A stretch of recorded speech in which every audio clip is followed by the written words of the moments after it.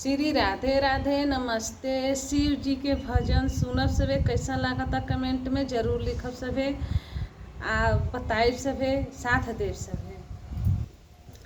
पीछा न छोड़ब तुहार शिव जी, शिव जी पीछा न छोड़ब तुहार शिव जी। जब से बननी हम शिष्या तुहार शिव जी, जब से बननी हम शिष्या तुहार शिव जी।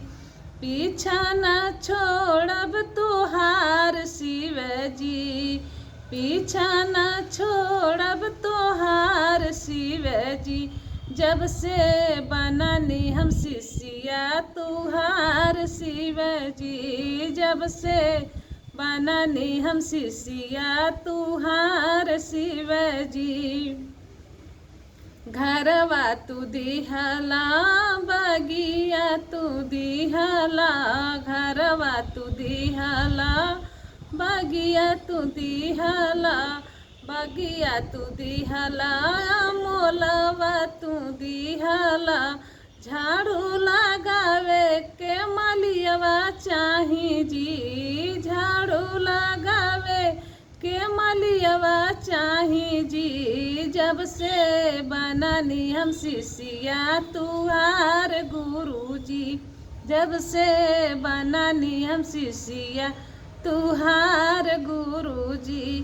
पीछा न छोड़ब तुहार शिव जी, हे जी पीछा न छोड़ब तुहार शिव जी। जब से बननी हम शिष्या तुहार गुरु जी, जब से बननी हम शिष्या तुहार गुरु जी।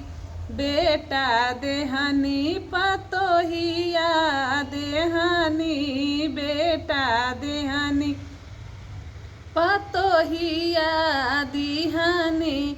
अगना में खेले के पोता दे जी, अगने में खेले के पोता दे जी। जब से बननी हम शिष्या तुहार गुरु जी, जब से बननी हम शिष्या तुहार गुरु जी।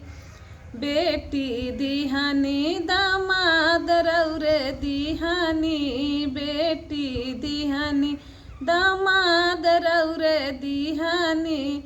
नतियो देई गुरु जी, नतियो देई हे गुरु जी। जब से बननी हम शिष्या राउर गुरु जी, जब से बननी हम शिष्या तुहार गुरु जी।